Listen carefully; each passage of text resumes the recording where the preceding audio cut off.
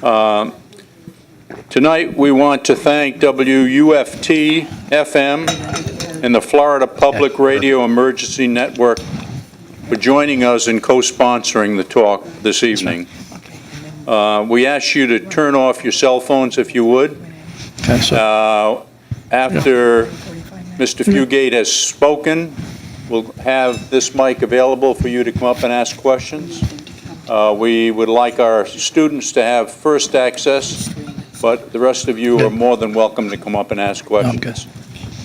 We have to introduce Craig Fugate, Jeff Huffman, who is meteorologist with WRUF-TV, and you may well remember Jeff during our recent hurricane battles. So, Jeff, you want to come on out and introduce Craig? Thank you. Thank you, Doctor. So, welcome everyone, and I'm not really used to introducing folks, and he told me to keep it short, so I'll keep it as short as I can. But if you don't know Craig, you must not be a Gainesville native, or maybe a Alachua County resident who needed a fire extinguished in the 1980s. You might not have lived in Florida during Charlie, Francis, Jean, Ivan, Dennis, Katrina, and Wilma. He was the man who helped our state recover from all 7 of those hurricanes in a span of 2 years as the director of the State Emergency Management, or State Emergency Response Team. And under the appointment of President Barack Obama as FEMA Administrator, if you didn't know Craig, you must have not been a survivor of an unprecedented 168 federally declared disasters in the span of 2 years from 2010 to 2011.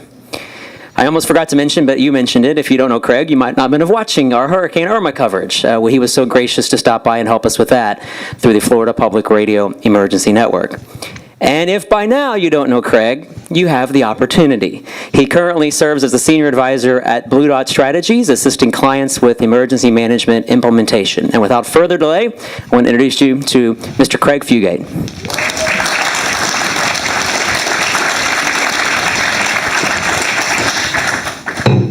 Hi, I'm Craig.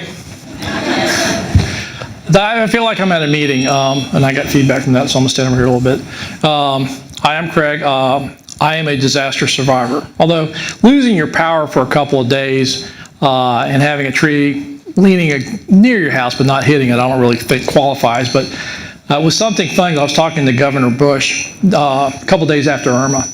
He said, well, how are you doing? I said, the power's still out. He said, yeah, it's still out here in the Gables. And I said, yeah, that's kind of interesting. That's the first time that we actually were in that role. Normally, we're on the other side, and now we're basically the same ones going, so when's are you going to get the power back up? Soon, they keep telling me. I found that if you tweet them, it's actually faster. But I wanted to kind of talk about this, and this was actually scheduled before all the hurricanes. And I've been at FEMA, and I've done the state, and I worked here in Alachua County. And my primary focus has always been on how do you respond more effectively to disasters. And you start realizing that there is a theoretical point where just responding better isn't good enough. You're seeing this play out in Puerto Rico, and right now everybody's wanting to be the experts and say how everybody's all messed up. I got bad news for you. That's what it is. When you hit areas that big and you take out that much infrastructure, the first priority is just trying to keep people alive. And it's not going to be a pretty response, and it's not going to be what you're used to seeing, because you can't drive to Puerto Rico.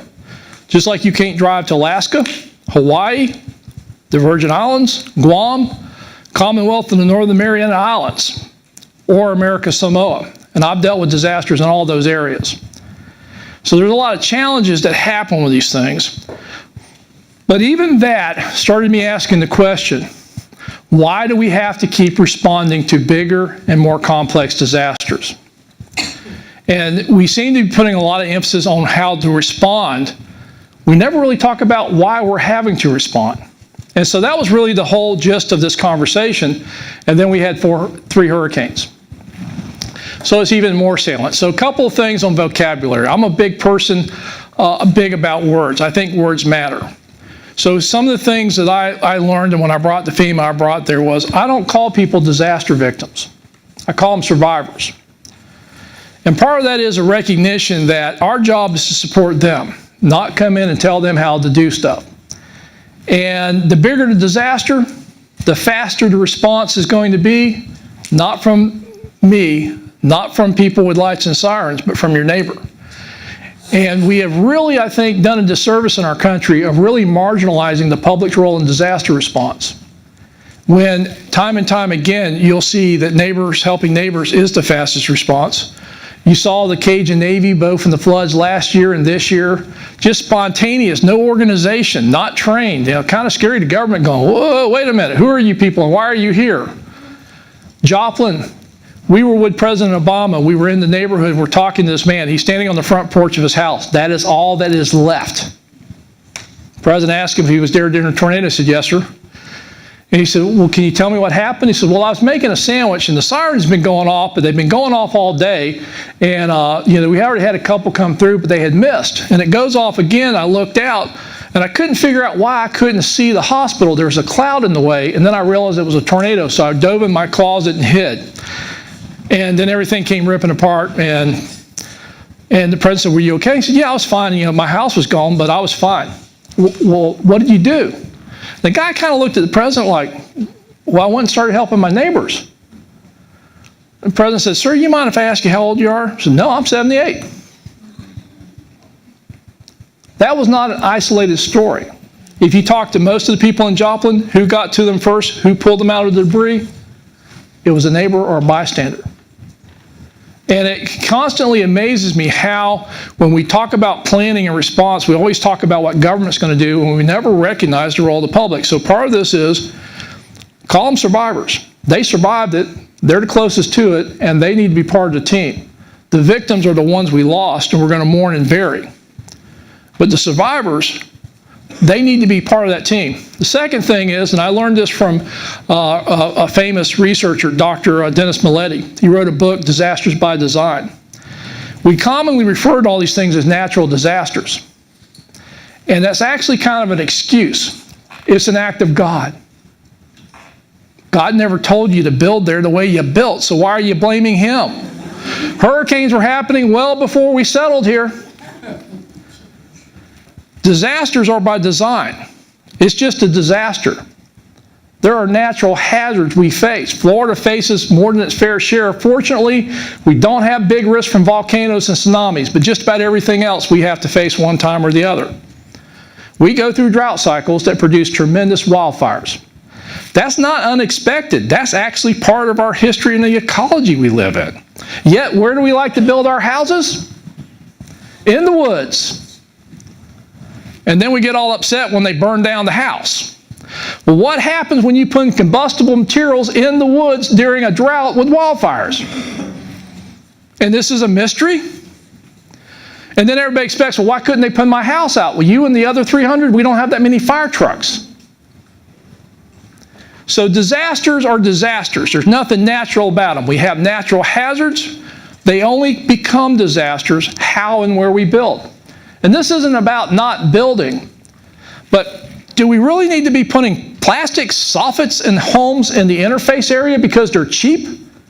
You know what happens when you have plastic soffits in a wildfire? They melt. When they melt, guess what? You have a hole leading into your roof. You know what happens when an ember gets up there? Your house burns down. Now think about our building codes allowing plastic soffits because it's cheap. How much does a wire one cost? A couple of dimes more? And yet, in many cases, going neighborhood by neighborhood, that is the difference between a home that stands and the slab next to it. It's how we build, where we build, that makes things disasters. And this was really what I wanted to talk about. Why are disasters getting bigger? Is it climate disruption and climate change? Well, the hazards are getting more intense, just from the standpoint of, if you looked at the number of rainfall events exceeding a 100-year event. When I got to FEMA, 100-year events meant every couple of weeks. 500-year events were every couple of months. They were running into new scales of thousands plus. Think about Houston.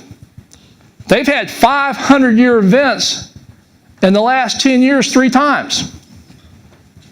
And when you look back in our history, we cannot find this many extreme rainfall events of this concentration all across the country. Year before, 2015, it was South Carolina. Last year, it was Louisiana. Neither one of those were tropical systems. They were tropical moisture, but they weren't tropical systems. Louisiana, most people don't realize how bad the floods there last year were. People know about Matthew because it grazed us, but Louisiana floods kind of got lost between the Olympics and the election. But let me give you the scale of how bad it was. In Hurricane Sandy, across New Jersey and New York, we run our what we call individual assistance program. It's the grant programs that provide people temporary assistance for uninsured losses. It helps them with getting a place to stay, and it's really not designed to make people whole. It's really just to help them get started. 32 days after Sandy, we exceeded $1 billion in payments. In Louisiana, we hit that number in 30 days. Now think about the difference in population density that Sandy hit and the fact we got to $1 billion in Louisiana that quick on a flood that was not tropical in nature. Those are the kind of events we're seeing more frequently. So we are increasing the number of events that we're seeing. The cycle between events is increasing. We were supposed to be in an El Nino year. How many people saw the seasonal forecast at the beginning of the year? What was it supposed to be?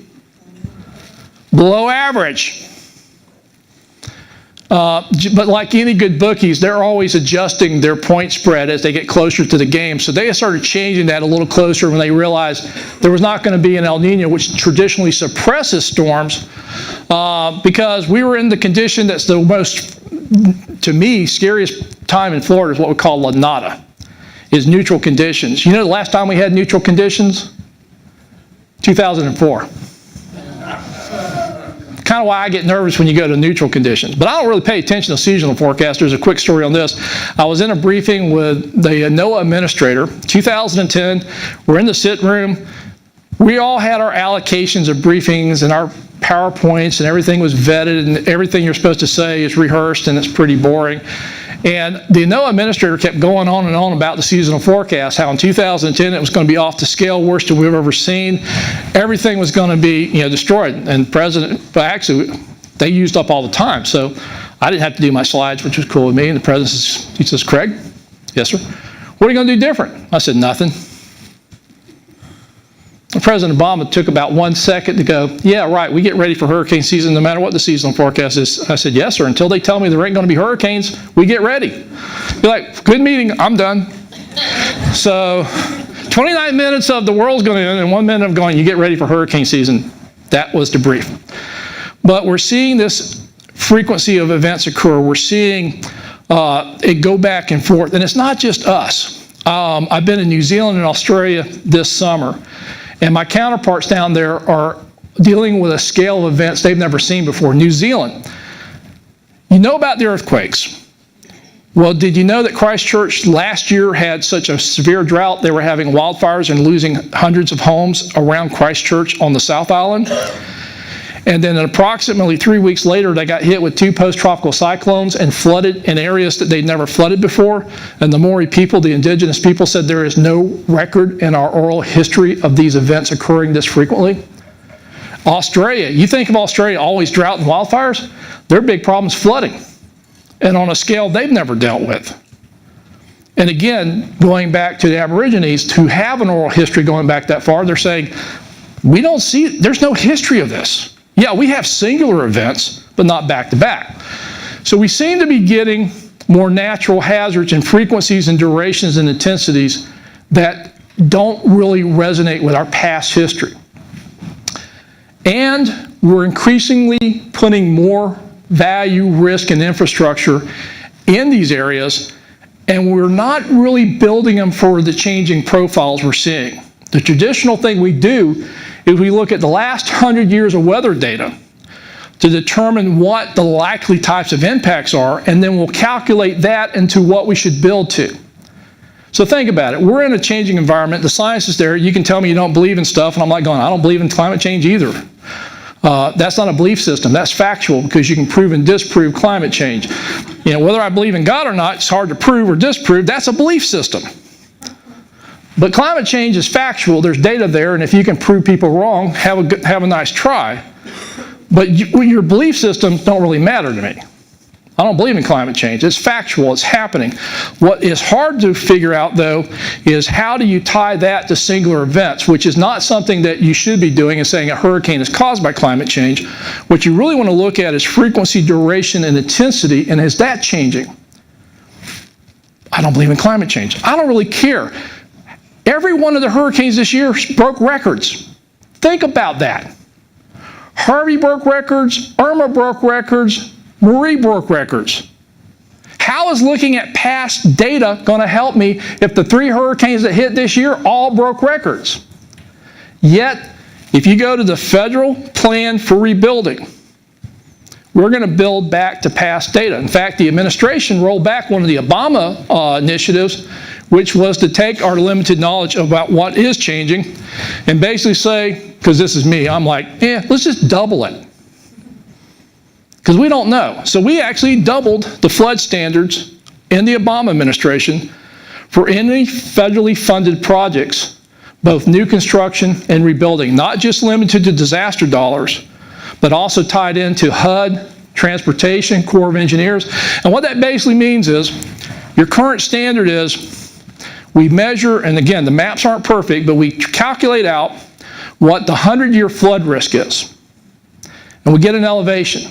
And then we say you want to build 1 foot above that to minimize your flood risk. And that works pretty good as long as you're having 100-year flood events. But if every hurricane this year is breaking the records on rainfall and intensity, it isn't going to work. Our recommendation was double it, go to 2 feet. This is how much we were talking about in construction. 12 inches. And they said, this is a burdensome, costly regulatory overreach of the administration. We're going to roll it back. Probably because we used the word climate in there, and that was what got them all messed up.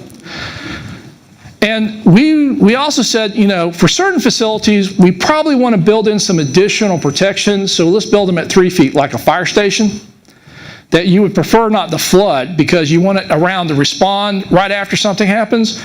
And so we said 2 feet for the community centers, 3 feet for critical infrastructure. And that got rolled back. So the current standard is going to be whatever we build back right now is going to be 1 foot above base flood elevation, and almost every one of these storms we exceeded that and it flooded. So, disasters, both in cost and frequency, have been increasing. It isn't just that climate's changed, it's that we're building in more places and increasing populations on hazards that we really haven't thought about how we're building and what we could do to mitigate that. We have tremendous pressures because the people that build and develop are dealing with transactional risk. They make their money at the transaction. How much time does the average builder have an exposure to the long-term risk profiles they're building in? Weeks to months, right? And then they do their transaction, they make money. Who else makes money on that transaction? Banks. Why do banks want to refinance? Because they don't make as much money on interest anymore. They make money on transactions of refi. Who else makes money on transactions? Realtors. But Commissioner Wheat will tell you, when you look at tax base, almost any government has not yet figured out in Florida how to grow the tax base without building new houses. So for a county or city to say we're not issuing building permits is actually suicidal to their taxes, because they can only do one of two things: go to the top millage rate or add more properties to pay, because they haven't figured out how to grow economies yet without building houses. That's the fact in Florida. We're stuck in a do loop of, if we're not growing, we can't keep up with expenses. And if you want to keep your millage rates bearable, you got to add, because we haven't figured out how to increase the intrinsic value of property to keep from having to just develop. And guess who else makes money off of it? State of Florida. State of Florida, again, we don't have an income tax, right? We're very proud of it. It's in our Constitution. Hell, that's why I came home. But how does the state generate revenue? Sales tax, dock stamps, and transactions. So you have an economy, here in Florida particularly, built on the transaction of building and selling property. And the exposure to risk is very minimal until you actually buy something. Then that risk is now assumed by that owner. And I like to think of risk like energy. Once created, you can't hardly destroy it. It just keeps getting transferred. But all of the other systems are making their money on the front end till you end up owning the risk. Now, we'd like to think that was the homeowner with insurance, and if that was so, it would actually price risk to what people could afford. Because insurance should be priced at the point where if I'm not building the right way and the right risk, the market should control that by charging higher insurance rates. And if you can't afford the insurance, you change how and where you're building. But not in Florida. What do we have? We have an insurance commissioner who works for the governor, an elected official whose job is to keep insurance, quote unquote, affordable. Well, that's a nice concept until you understand that keeping it affordable means we're not pricing risk to what it really costs. So there's no incentive to change behavior. And what you have found is we have set the price of risk so low that we continue to grow in unsustainable ways. And then we have my favorite programs when I was at FEMA, the National Flood Insurance Program. When the insurance industry essentially walked away from the insurance market for flood and the federal government stepped in the 60s, they had very noble goals, which was to provide insurance to people who could not otherwise get insurance, protecting their mortgages and their homes.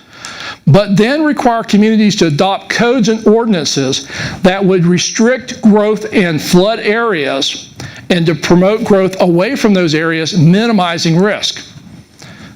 Very laudable goals. But in any bureaucracy, the devil's in the details, and what we ended up creating was a program that miscommunicates risk, grew it, and sustains and supports development in high hazard areas beyond which would never have occurred if we weren't running the flood insurance program. And here's how that works. You ever heard the term flood zone? Most people think if I live in a flood zone, I flood. If I don't live in a flood zone, I don't flood. That's the first thing we got wrong in the bureaucracy. We were trying to delineate the higher risk properties that Congress said would be mandatory purchase requirements if you had a federal mortgage. You had to buy flood insurance to protect the mortgage. It never said you didn't flood outside of that. That was just the threshold of when you had to buy it. We'd have been better off just saying everybody's got to buy it. Of course, then the people that live on top of the mountains will go, it's bureaucracy, overreach, and red tape. But the minute you try to delineate where people have to buy it versus where they should buy it, what people heard is, I'm in a flood zone, I'm not in a flood zone. Did you see how many people in Houston flooded that weren't in the flood zone? Kind of shows you how programs like that, the intentions were noble, but we have created a mess. And what has happened now is we have a program that's $25 billion in debt before Harvey. They're going to have to borrow money. They're going to probably end up around 35 plus billion in debt that you're loaning the money to the program, and they're not going to pay it back.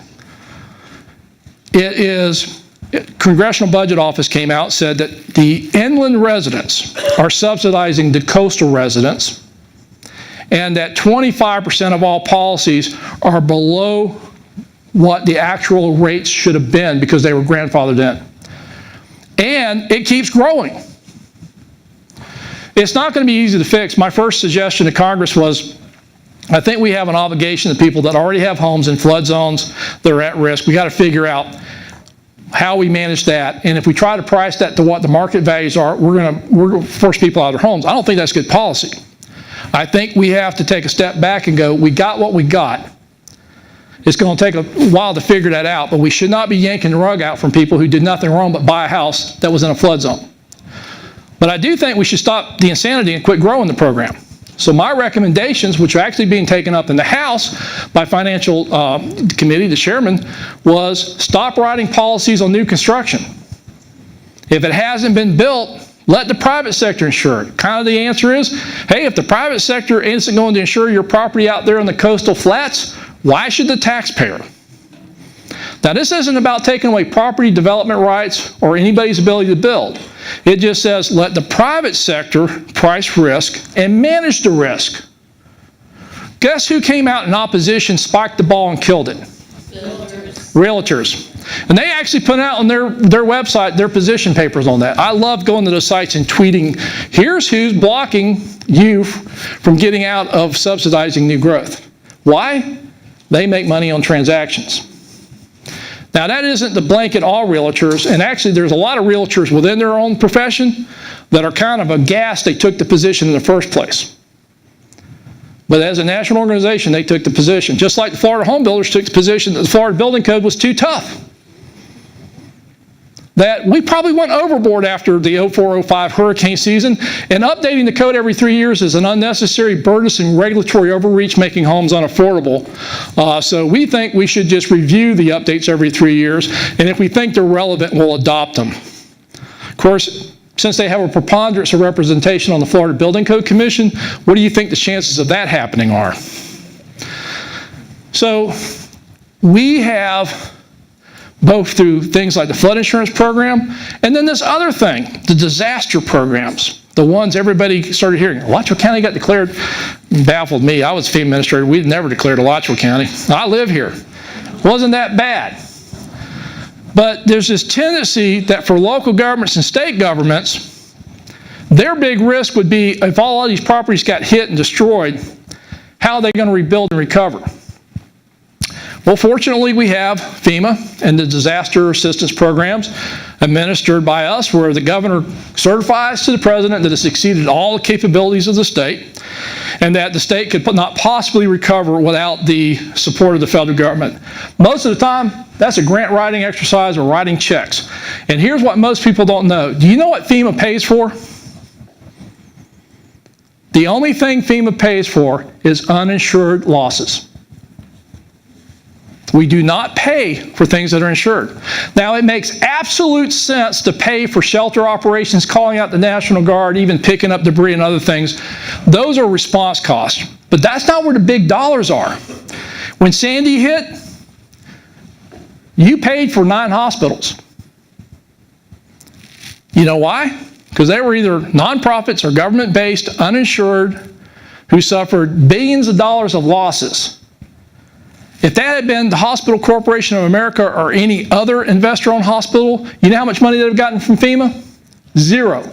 You as a taxpayer do not underwrite the private sector's risk. They managed it themselves. But if it's a nonprofit, eligible, or a government entity, and they choose not to carry insurance because they figure if it's really bad, you can get a declaration, you write the risk. Local governments are just as guilty. There is a growing trend back in the 70s when workman's comp became unaffordable that local governments became self-insured because it actually made more sense to pay out worker comp claims out of pocket and administer ourselves than what the exorbitant rates were. But it started a trend that said, hey, if we're going to do our own workers' comp, why don't we do other things? And so we started seeing that the business decision was made, we'll go self-insurance. Because if we lose a building here or there, it's still more effective than paying out insurance every year. But if it's really, really bad, it's probably a disaster, and we're going to get 75 cents on the dollar from the federal government. How could we lose? So what you also have is local and state governments have transferred a whole lot of their risk to you, the taxpayer, to underwrite their risk because the thresholds for disaster declarations are so low that there's no real incentive to change behavior. So we have a flood insurance program that's subsidizing risk. It's not going to change behavior, and when you try to change it, you got too many people with vested interest fighting it and will get it killed and spike it on the hill. You have disaster assistance programs that have a place and should be there when it is really exceeding the capabilities, but so many times it's really a grant writing exercise of transferred risk to the federal taxpayer paying for, again, what do we pay for? Uninsured losses. If you take all the debris and all the response costs and you looked at that pie and then you look at everything else is a lot bigger. And that's all uninsured losses. Now think about this. What's the incentive to local and state governments to really talk about how do you build based upon risk profiles and change behavior and spend more money on the front end. As long as they got a subsidized system you're underwriting that you really have no say in, that's growing risk that's not sustainable. And then we always beat the system up on why we can't respond faster. Like in Louisiana, why couldn't you suddenly produce 75,000 housing units? Are you kidding me? Why did you build homes that means we're going to have 75,000 homes get flooded in the first place? I mean, people were behind levee systems and going, well, I'm not in a flood zone. What do you think that is? You're in a flood zone, you got a levee. You just get a cheaper rate. And the thing is that kills me is if they had been buying flood insurance, they'd have been buying at preferred rate. You know what preferred rate is for a value of $250,000 insurance with $100,000 of content? About $350 to $400. But people weren't buying it because I'm not in a flood zone. No, you're in a floodable area. You just weren't in a mandatory purchase. So you wrote a check for $1 billion that will not help these people recover. That's just to start the response and the immediate recovery issues. Governor John Bell Edwards had to go back to Congress and get a supplemental for $500 million. And they're literally giving grants to people for up to $150,000 to make repairs to their homes. That's your taxpayers' dollars. Going back, that if they had bought that $300 to $400 insurance policy, A, they wouldn't have been waiting for Congress to do a supplemental, and B, they'd already be back in their homes. But we have been moving risk to subsidies in a way that isn't sustainable in an era of changing profiles that constantly always looks backwards to determine risk, and we're growing disasters bigger and faster than we can ever possibly credibly respond to them. Whether it's earthquakes, whether it's weather-related, whether it's tech hazards. Of course, I'm kind of an atheist when it comes to cybersecurity. Everybody says, oh, I'm worried about lights going out. And I'm like, I got bad news for you. The squirrels have still knocked out more power than the first successful cyber attack. Don't believe me? Go look. There's a website, cybersquirrel.com. And they actually have a Twitter handle too. And they track all the animal-related outages that are caused in outside of hurricanes. The leading cause of most power outages is not cyber attacks, it's vermin. And generally squirrels, although occasionally we have the raccoons or some other wildlife. And so my thought was, if we have all these squirrels who, I mean, they run across power lines all the time, right? So the ones that get electrocuted must have done it intentionally. So I'm thinking, maybe instead of worrying about cyber as much as we do, we ought to be putting Prozac in the water supply for the squirrels, because if they weren't as depressed, maybe they wouldn't be shorting out as much. But it's not to say that cyber is not a problem. It's just most people look at it from very simplistic things, like the power's going to go out. You want to worry about cyber? Worry about financial security and transaction. Worry about communication systems.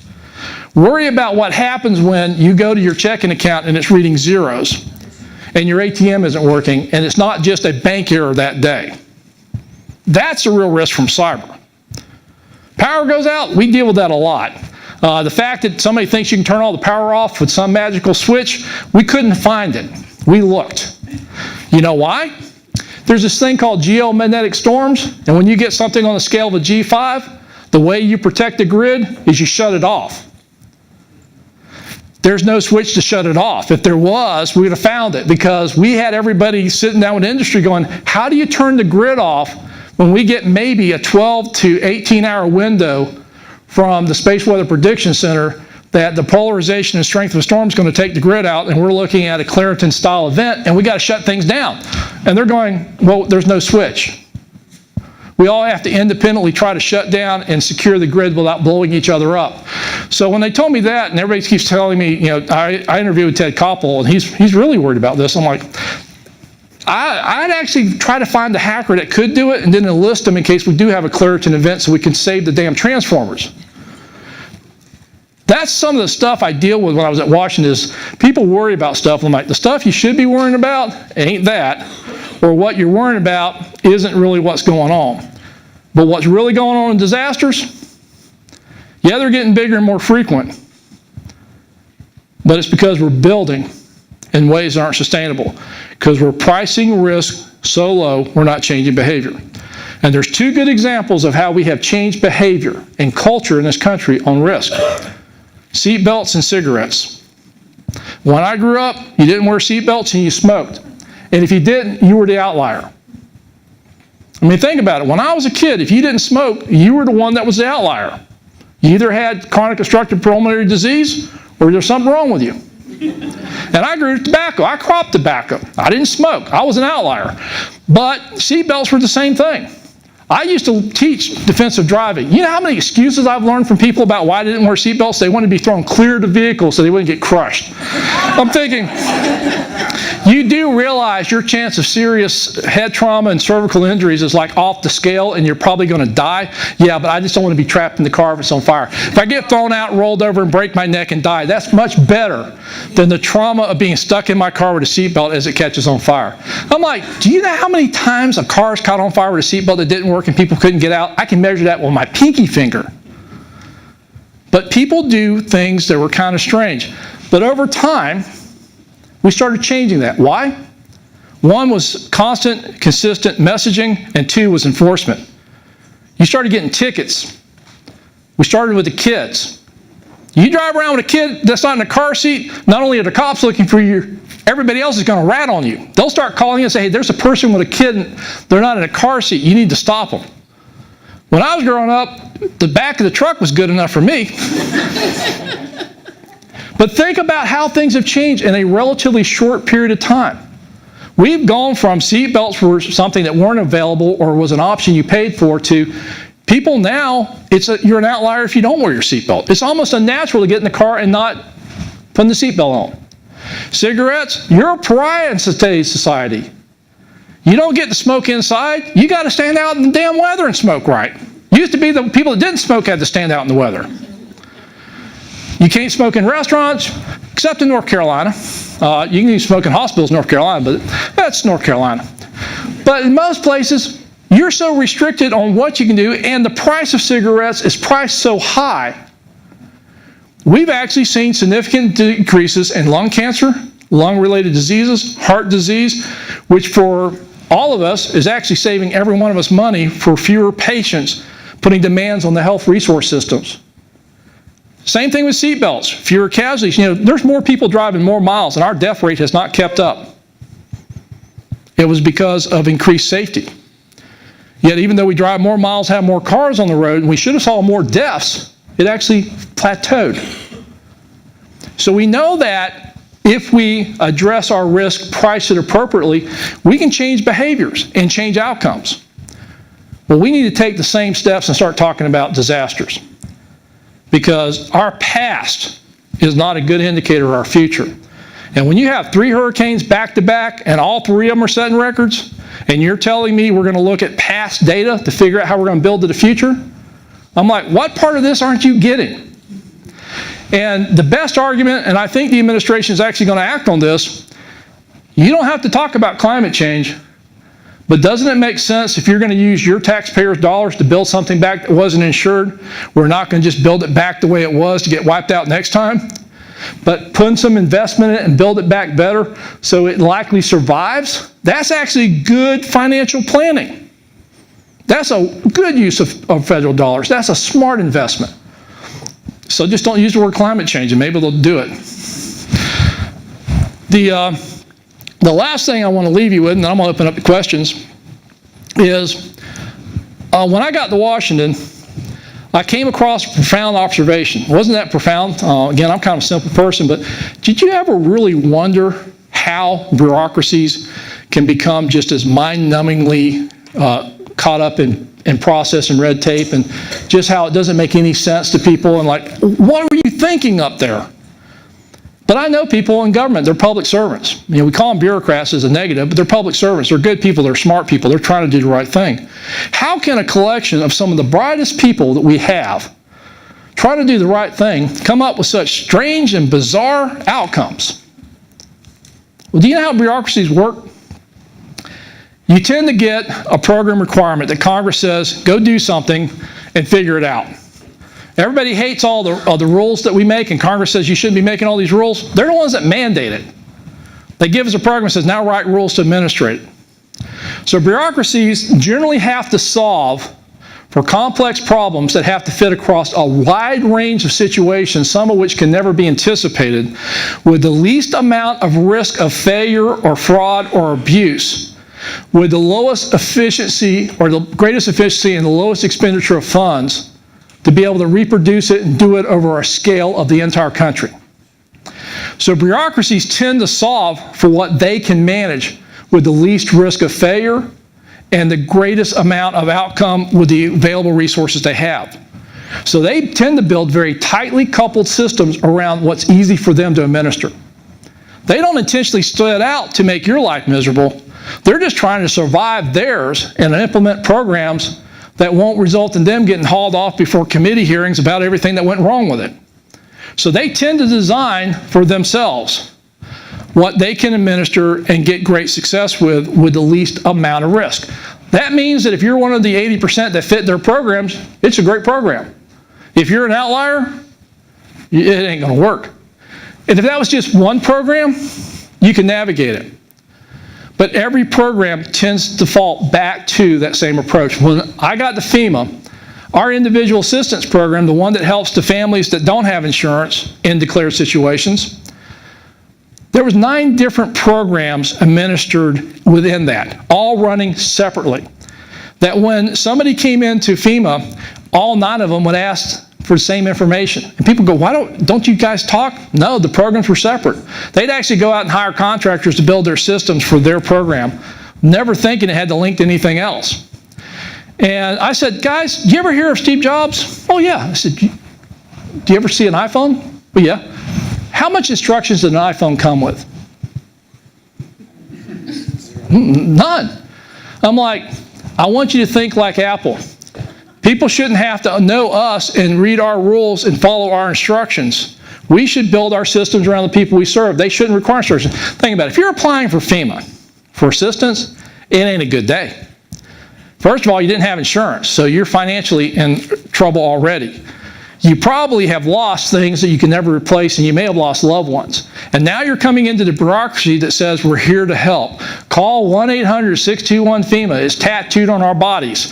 Or go to disasterassistance.gov and we're going to solve all your problems. No, we're going to be the start of all your problems.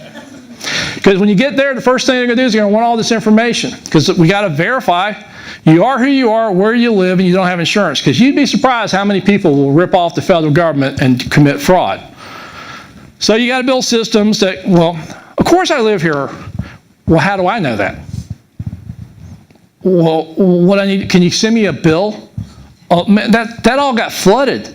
Well, what about your driver's license? I don't have one. It was, I got pulled out in my pajamas. I don't have anything. Well, you don't have a bill. You can't prove who you are. We don't know who you are. Tell you what, when you get some documents, call us back. And then if you did get the documents and called us back, and I need a place to stay, okay, great, we're going to give you to our TSA. Well, what do I need TSA? I'm not going through screening. Oh no, we're the Transitional Shelter Assistance Team. Can't use acronyms that nobody else uses. We just copy each other. All right, so what I do? Well, you call this number and they'll set you up. So they call the number. Okay, who are you? I'm so-and-so. Do you have your case number? Well, what's my case number? Well, if you register FEMA, you should have a case number. They didn't give you your case number? No. We'll call them back and get the case number and call us back. You're FEMA. Why can't you get the case number? Well, that's a separate program. We don't have any relationship with them. So then it's like, okay, who are you? What's your information? What's your proof of residency? What's your need? How many members are in your family? Well, how do I know how many people you got in your family? Well, I'm telling you. Well, are they all members of the family or are they other people? Do you have any boarders living with you? What's that got to do? I just want a place to stay. Well, we have to ask all these questions to make sure we're not providing assistance to people that aren't eligible. Oh, by the way, are you a U.S. citizen? Can you prove it? Because we can't give money to undocumented folks. That's one of the things Congress is pretty serious about. Don't help the undocumented. That would be unchristian-like.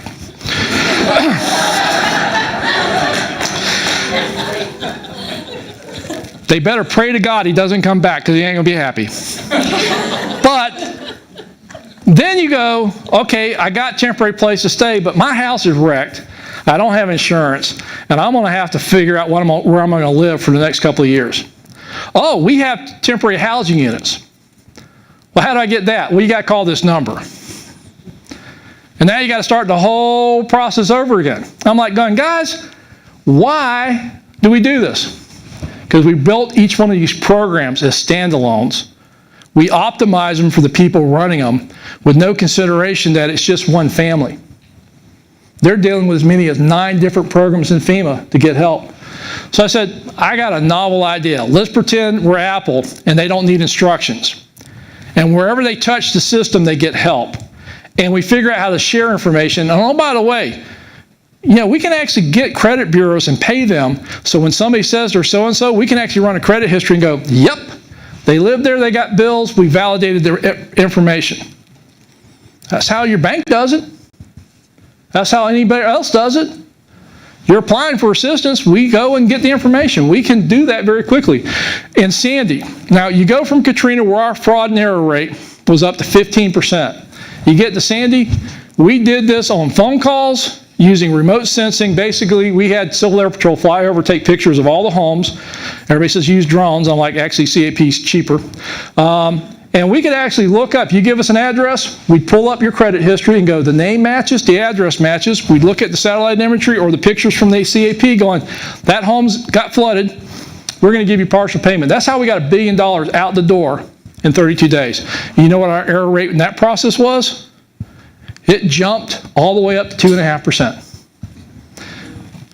SNAP, or what most people call food stamps, average error rate is 5 to 7% on a good day, just normal operation. In a crisis, we were only running at 2.5%. We still got yelled at. But it was this idea that we have to build our systems around the people we serve, not make them fit us. And that turned out to be one of the hardest challenges at FEMA, was getting people to recognize that it isn't about what is easy for you to administer, it's about the people we serve. And quite honestly, there was a lot of people there that going, thank God somebody's bringing this up, because we've been trying to fight these battles. And in many ways, I was just the disruptive force that got people to do what they've been trying to do, which was we got to build our systems around who we serve. This isn't about we get to say yes to everybody, because Congress has some specific constraints on us. We're not designed to make people whole or replace everything in a disaster. We are literally just that first step of the recovery. But that part of that recovery should be done in a way that respects those survivors, provides the least amount of hassle to them, getting to the best answer while preventing and eliminating fraud as efficiently as possible. But the primary bias needs to be speed and accuracy to help people, not exclude people because of the risk of fraud. And that is not set in stone. And it still has work to be done. But that was really my observation in bureaucracies, is not that people are inherently evil or just obstinate. It's that the system rewards for systems that produce the least risk of fraud, waste, and abuse, that run most efficiently with the least amount of resources, with high volume that have to be scalable across all situations in all 50 states and territories. And when that is your bias for design, and you do that in every program, it becomes what it is. And that to me was, kind of this observation that, well, now what are you going to do about it? And that's when you started to realize you had to be a brute force and going, we can't solve for ourselves. We have to solve for communities we serve. And I started seeing a whole bunch of symptoms because of that. I can remember, and Richard worked on these, and I worked on them, and we would take our disaster plans. We had all these great disaster plans, then Hurricane Andrew happened. We realized the elderly didn't get done well. People with pets weren't done well. So what do we do to all our disaster plans? We added annexes. We put an annex in there for the elderly. We put an annex in there for pets. We put an annex in there for people with disabilities. We added dogs. When I got to FEMA, they wanted to add kids. Mark Shriver from Save the Children came in. I was there about a week, and he demanded that I put an annex in there for children. And I'm sitting there like going, look, I was a paramedic, trust me. Gene, we were taught, pediatrics are not small adults, they're different. The systems are built for them, not scaled to them. So I told Mark, I said, look, I get it, children are not small adults. If you're not building systems around the need of children, particularly children that are vulnerable in disasters to a lot of things that adults aren't, you're going to fail them. But trust me, I just dawned on me, if we put them in the annex, we're not going to do them any good, because if you're in the annex, you're an afterthought. And I basically went back to my staff and said, I got a question. I bought into this. I've been doing it all my professional career. Why do we write plans that we say are for the communities we live in, and then we put all the hard to do in the annexes? Because you add it up. What's the percentage of population that's considered elderly, 65 or older, of any county outside of St. Pete, and Pinellas County? And actually Charlotte. Turned out in Charlotte's where the grandparents of the people in Pinellas were living. Found that out in Charlotte. But if you looked at the average age, 15, 20%, what's the population of people with kids under 5? 10 to 15? What's the population that has pets?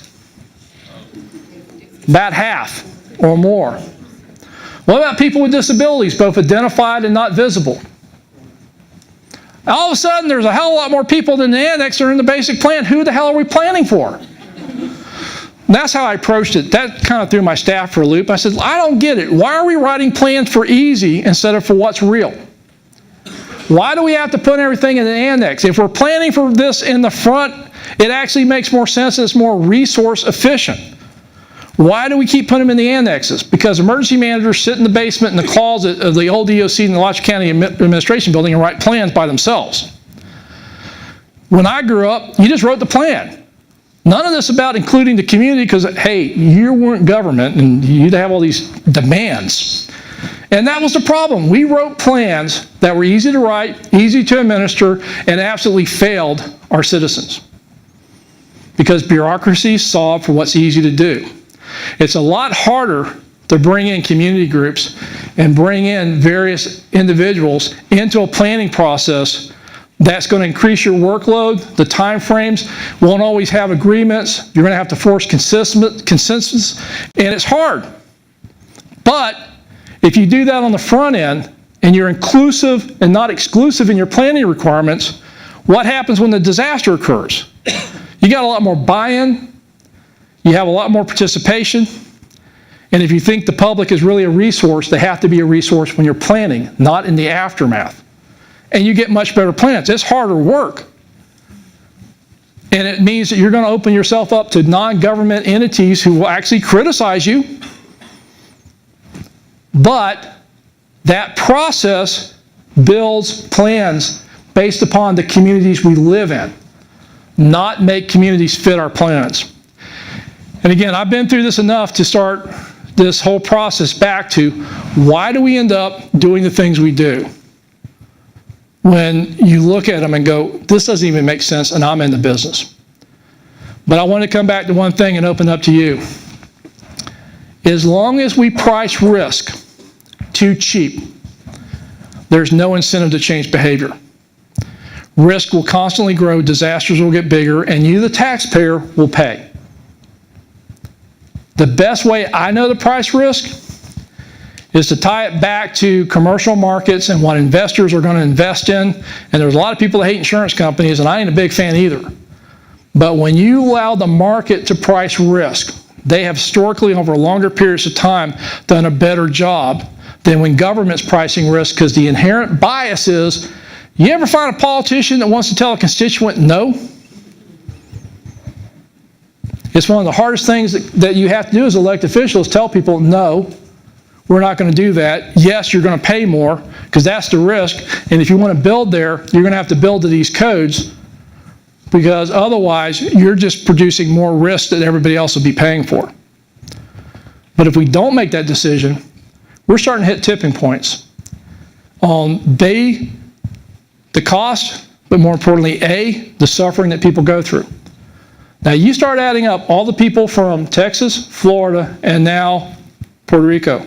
You're in the millions of people that they just didn't have power go out or a tree through their roof.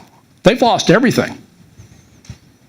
And now they're totally dependent upon FEMA programs to at least start the recovery. And it's going to take a lot more money, because that first $15 billion, they about spent that. That was the first supplemental they got. The next supplemental, they're going to need about that much to continue response, and they're going to probably need to do another Sandy-size appropriation. That was $60 billion. And that is not counted against the budget cap. That's done above and beyond the budget. So this is all borrowing that we're just piling on more debt because we continue to grow our risk in ways that aren't sustainable. And the answer isn't to do an after-action report and beat up FEMA because you couldn't respond better. The answer is, why are we making disasters so big in the first place? This isn't about we don't build, it's how we build, where we build, and yes, it will take regulations to provide level playing fields. But we can do this, and we have some great opportunities because we've got some areas of heavy devastation. And if we can get Congress to commit to don't build it back the way it was, don't build it back to past events, build it to future risk, at least those federal investments will have a better chance of surviving the next event and not resulting in you paying twice. Last story. When you're at FEMA long enough to see the same structures get destroyed twice, that's pretty good. First, 2010, Arkansas, school gets hit, flattened by a tornado. It was a middle school. They were self-insured. You paid for it. 2014, I'm back. School got flattened again. You know why you didn't pay? It was 2 weeks from being completed, and the construction company still had insurance on their construction project. But the worst part was, they built it without safe rooms. So this is a school that's been destroyed twice. That one of our recommendations is we build schools with safe rooms for tornadoes, particularly in areas that are very prone, and which I think in Florida we should just get over it and say it ain't tornadoes, but it's damn sure hurricanes. We got to be building safe rooms. And they made the choice that it was too complex and was going to cost too much money. And it got flattened again. Now, in another month, that school would have been open. And schools around there that did have safe rooms were able to shelter their kids. But if that school had been open, there'd have been fatalities. President Obama, when we were in Moore, Oklahoma, we were at the school where the 9 children were killed and the wall fell on them and killed them and them and the teacher. We're talking to search and rescue teams, we're talking to families, we're walking away. President Obama says, we can't do this anymore, we got to change this. Well, okay, I go back, my team says, we're building safe rooms in schools. Well, we can't do that. Why not? Well, they have to, A, do a cost-benefit analysis to see if it will be cost-effective.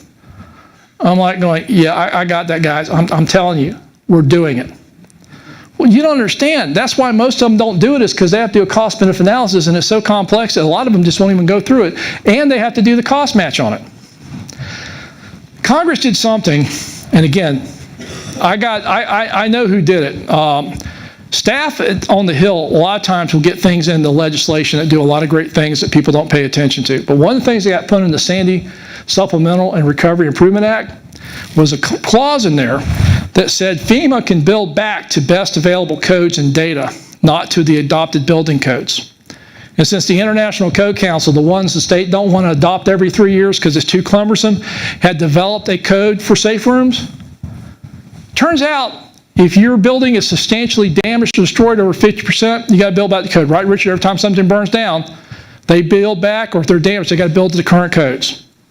And they always go, is it 49%? Because they don't want to hit 50. Remember those battles? So we just said, hey, if you're substantially damaged or destroyed, that's a code requirement. Just like you got to comply with the American with Disabilities Act or the Electrical Code. So it's no longer a decision you make. And we started doing that to change outcomes. But again, that school and that school district, the only reason you didn't pay was because it was still under construction. Every other school that got hit in that district, self-insured. You paid for them. So what do you want to know?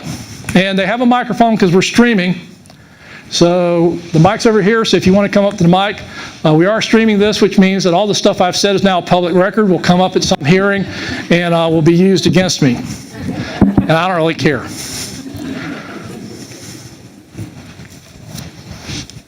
Hey, Richard. When you were here, the federal government made the change in the... When you were here, in your previous assignment, the federal government made the change of funding 90% of recovery to 75% of recovery in the Stafford Act. What changes occurred as a result of that, or has it been completely bypassed? No, it's always been 75-25. You got bumped up for a couple of disasters. The Stafford Act, since Tom Ridge originally wrote it, was at 100%. When they found out that was not smart because it was being abused, they went to 75-25. So the law says, and this hasn't changed, that FEMA will provide no less than 75% of the cost and 25% state and local. However, in our rules, we recognize that if you have extreme events, that cost share can be adjusted to as high as 90-10. And it's based upon per capita impact. So an example, Sandy, for hurricanes that hit for New Jersey and New York, they hit a threshold and went to 90-10. Surrounding states were still at 75%. Louisiana went to 90% on their floods. Other places didn't. Matthew, we were at 25% state and local match. And how states do the match is actually up to them.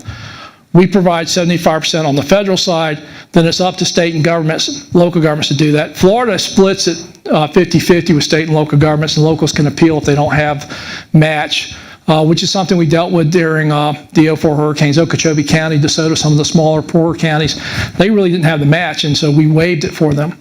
You'll hear 100%. And the only time that we did 100% at FEMA was we had an Indian tribe that was so poor they had no match. Otherwise, I'm a Democrat. I don't believe if you got skin in the game, you ought to be playing. So I never did 100%. I never recommended it. I figured if it was bad enough, we would get to 90-10. We'll start out 75-25. But I also know that states make a lot of money off of sales tax revenue, and they'll generate funds to do their match. So I'm pretty fiscally conservative, yet they've been doing 100% on protective measures. And quite honestly, in Puerto Rico, because of the debt situation and the bankruptcy, I don't think you had any options there. But I don't think you need to do it in Texas and Florida. Hell, we got a lot of tax capabilities that we've rolled off the books by cutting taxes. So it ain't like we're broke. We're choosing to be broke. But it ain't like we don't have the ability to come up with the money. We're not a poor state, just poor mouth sometimes.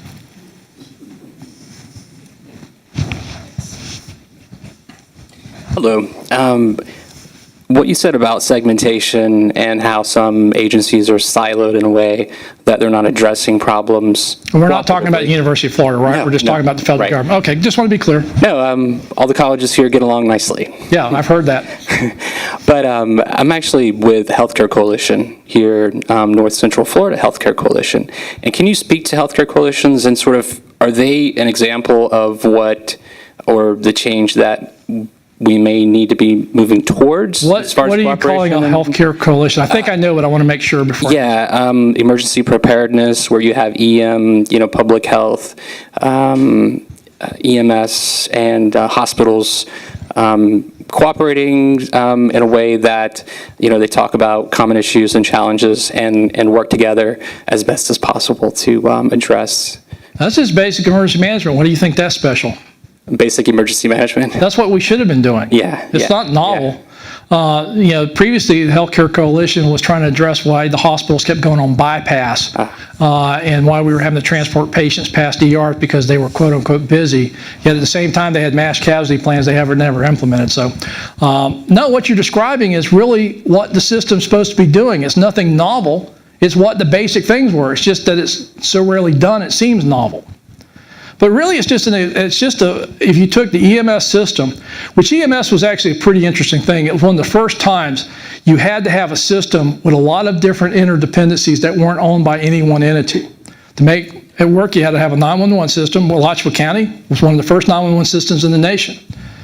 You had to have dispatch and ambulances and crews to get out there that were trained to operate. You had to have medical control and oversight. You had to have hospitals and emergency rooms ready to accept patients. You had to be able to communicate, particularly when you had patients coming in, so hospitals were ready. And that was a system that actually predates my involvement in emergency management, but was probably my best teacher of disasters or like emergencies, medical emergencies. It's a systems approach. The hospitals, as much as they would try to buy out EMS, never would do it because they knew it would cost too much. But the reality was you had county and cities running the first response. You had the hospitals providing the hospital care, emergency rooms, trauma, and developing trauma capabilities and adding in helicopters for that. You had a separate 911 system Ours was split and then back in the sheriff's office, but that's run differently than the first responders, differently than the emergency rooms, yet it all works as a system and a team. And it means that when I grew up, you dialed 911, you got a hearse from the ambulance company, from the funeral company, and the question was, what was the greatest profit margin, getting you to the hospital or to the morgue? So, and that was in 1972. By 1973-74, with some federal grants, we developed 911. We implemented emergency life support, advanced life support, transports. We bought the first vehicles actually designed for patient transport, and we built a system. And so when my grandmother got in a car crash in 75, they could dial 911. The ambulance got there in about 10 minutes. There were more than one ambulance and more than one person, and they were more trained than just having basic first aid. They were able to stabilize her and get her to Shands, where they had already called ahead, and the OR was prepped for a trauma patient coming in. And she probably wouldn't have survived if that car crash was 3 years earlier. That system was built, and it operated in that environment. And that's really how I started realizing disasters operate that way. They require multiple dependencies across agencies that on a day-to-day basis don't normally work together, but in a crisis, they have to work as one team. And sometimes you have a forcing mechanism like emergency medical services because you're doing a lot of that every day, but then you got to build in the surge capacity and what happens when it's a much larger event. But the other thing is, and this is the real lesson of Hurricane Andrew, you know, the state of Florida had more employees in state government for Andrew than we did for the 04 hurricane season. We had actually cut probably about, I think the rough numbers, about 10 to 15% of the total workforce had been cut through budget cuts. Yet we responded more effectively. Why? Because we didn't respond as a collection of agencies. One of our Department of Transportation secretary said it best. When you walked into the State Emergency Operations Center, you checked your egos and your logos at the door and you worked as one team. So agencies on a day-to-day basis that didn't work together on solving problems could come together in that operations center and work as a team. It didn't happen overnight. They were trained, exercised, and practiced. Governor Bush, he got to the point where he started realizing his agency heads weren't showing up for his exercises. And so he had the chief of staff take a roll of who wasn't there and send them notes wanting to know, you probably had a great reason, but could you remind me why you didn't make the exercise? And then I get phone calls from the secretaries going, why didn't you tell me the governor's going to be there? I'm like, why do you think we called it the governor's exercise? But your coalition, the most important thing is you're building the relationships, you're doing it outside of the disaster. You're looking at the things you'll expect to happen, but the real test of this system is the fact you got people to solve the problems nobody thought could happen or have ever anticipated. Too many times people say the important thing is the plan. I'm like, the plan isn't that critical. All the plan really does is document how the team is put together, how it works, and how it operates. The most important part of that plan is the planning, not the document. And the exercise and the training that builds the team so that when it's the Levy County bus with the disability and developmentally developed children gets T-boned by a rock truck, and we now have a mass casualty compounded by the fact we have a big-ass extrication with children who can't communicate. We're not starting from scratch. And that actually happened. But systems that are built and designed for just the day-to-day don't scale up. Systems built for catastrophe can always deal with the day-to-day challenges. And that's one of my observations too, is I call them my 7 deadly sins of emergency management, but we tend to plan for what we're capable of, what we experience, and what we're used to handling, and we always think it's going to scale up. Things don't scale up in crisis. You either build big or it fails. That's the real story of Katrina. It's not individuals. It were systems that were built with expectations that we can always handle it to this point. If it's any worse, we'll just pedal faster. It didn't work. Take one more question. So Houston floods 3 times. Well, it's more than that, but those are just the 500-year floods. Right, and they rebuild the same way, the same place. What proactive ideas do you have about dealing with those kinds of problems? For the highest risk properties, sometimes it's better just to let nature win. and buy it out and turn it into greenways. You know, with all the flooding we had here in Gainesville, I walk down and I live between Possum and Hogtown, and those are greenways. Now, if you think about it, that's some prime development for 16th and 8th Avenue, right? I bet a lot of people have said, man, it'd be really great to put in a subdivision here, or now we're doing all the high-rise apartments on 13th Street, trying to be a big city and wiping out all the cool places we used to go to. But that's urban planning. I'm not into that. How come we haven't done that? Because I took a picture, and the city of Gainesville made a decision that they were going to turn their floodways into greenways and turn them into parks and recreation and prohibit any construction in those floodways. So when the flooding happened, there was only one home in my area that got flooded, and they were a known problem. But everything else was, you got to understand, from Possum to Hogtown Creek, I could hear the trees out there falling over because the water was moving so fast, and no homes except for this one home got damaged because the city of Gainesville made a decision. It wasn't worth building in areas that were going to flood, and the cost would be so great. And we preserve green space and recreational areas, adding to the intrinsic value of our communities. So one of the strategies, and guess who also thinks buying out's a great idea? Governor Christie in New Jersey. Prior to Sandy, he had several floods from Irene, and he realized it made more sense to buy out and spend more money on the front end and buy homes out of these repetitive loss areas and turn it into green space. Have you ever been to Des Moines, Iowa? I went there, it wasn't what I was expecting. I get there and it's like their downtown is incredibly cool. Why? Because they flooded the Des Moines River so much that they finally bought out the most vulnerable properties, turned it into greenways, parks, bike trails, and now they have a whole different economic engine down there on the river, but far enough away it doesn't flood every time. So buyouts are one strategy, elevation's another. But it needs to be something that before the rebuilding gets going, we make decisions on. Because once people get back in their homes and start making repairs, it's a much harder thing to get them to move. You know, there's some of us that are gypsies, but a lot of us, we are very much rooted in place. And so once we're rooted in our homes and that is our place, it takes a pretty significant forcing mechanism to get you to move. And so the first steps will be those that are worst, most vulnerable, try to buy them out, and you just can't buy out one lot and leave another there. You need to buy out entire neighborhoods and turn it into parks and recreation. Low impact use that provides green space, adds values, and when it floods, it absorbs and provides more natural drainage. For those we can't, elevate. And if they won't take the elevation in the buyouts, cut them off from flood insurance. Well, ladies and gentlemen,